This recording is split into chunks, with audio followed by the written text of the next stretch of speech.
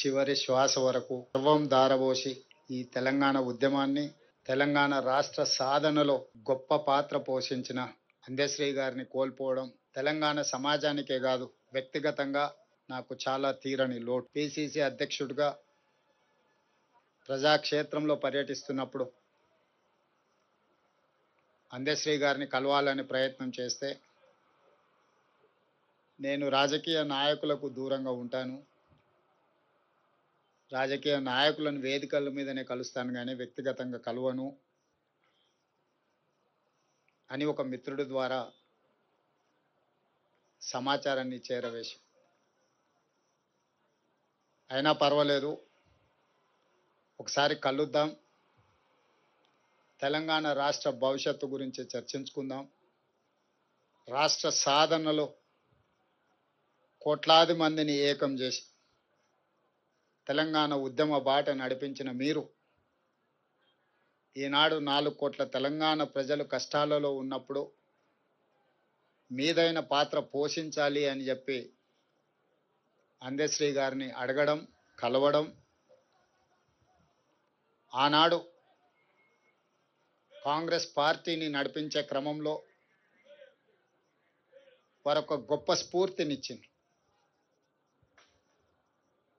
కొట్లాడితే ఖచ్చితంగా తెలంగాణ ప్రజలు ఆశీర్వదిస్తారు, తెలంగాణ ప్రజల యొక్క సమస్యల్ని తీర్చడానికి కలిసి పనిచేద్దాము, నీతో మాట్లాడిన తర్వాత నాకు నమ్మకం వచ్చింది, తప్పకుండా నువ్వు చేసే ప్రయత్నంలో నేను చేయగలిగిన ప్రయత్నం నేను చేస్తాను, అందరం తలా ఓ చెయ్యి వేసినప్పుడే ఈ తెలంగాణ సమాజానికి ప్రయోజనం చేకూరుతుంది అని చెప్పి ఆనాడు అందశ్రీ గారి మాటలు, ఆ తర్వాత వారు నేను చర్చించుకున్న అంశాలు మీడియా మిత్రులకు తెలుసు. అందశ్రీ గారితో మాట్లాడుతున్నప్పుడు నాకు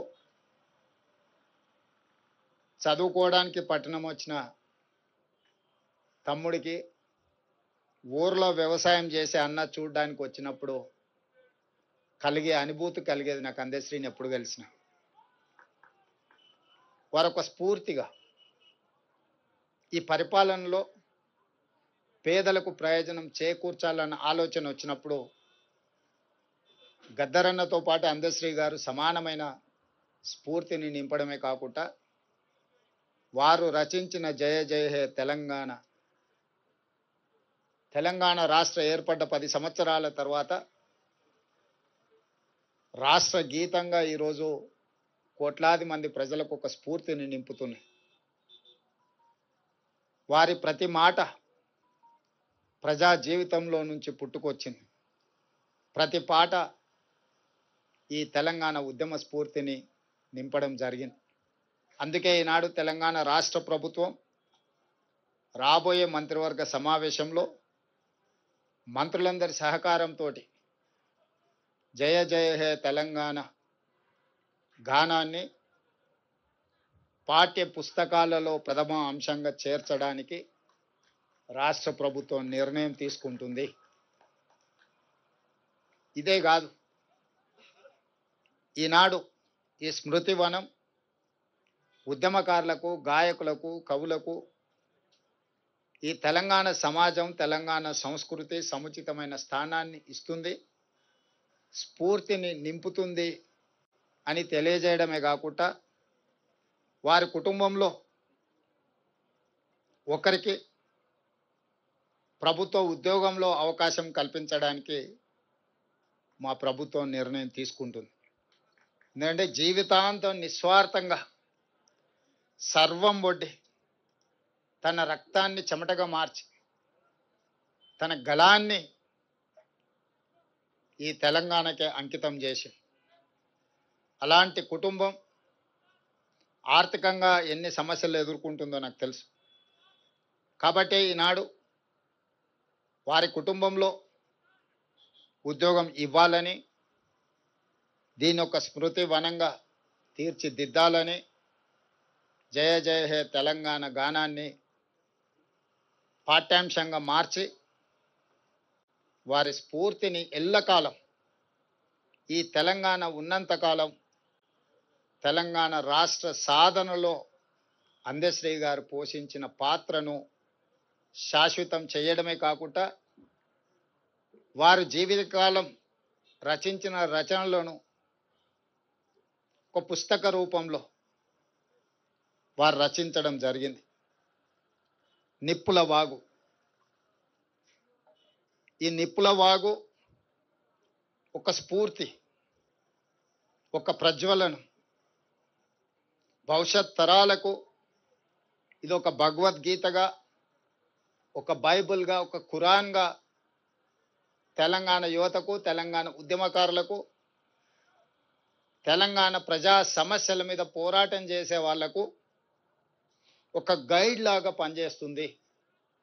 అందుకే నిప్పుల వాగును 20,000 ప్రచురణలు తెలంగాణ ప్రాంతంలో ఉండే ప్రతి లైబ్రరీలో, తండాలలో, గూడాలలో, మారుమూల పల్లెల్లో ఉండే తెలంగాణ సమాజం అంతా అందశ్రీ గారి స్ఫూర్తితో వారి రచనలో ఉన్న సారాంశాన్ని తీసుకొని పేదలకు సేవలు అందించడానికి ఉపయోగపడే విధంగా నిప్పుల వాగు గ్రంథాన్ని ప్రతి లైబ్రరీలో పెట్టే విధంగా ప్రభుత్వం చర్యలు తీసుకుంటుంది.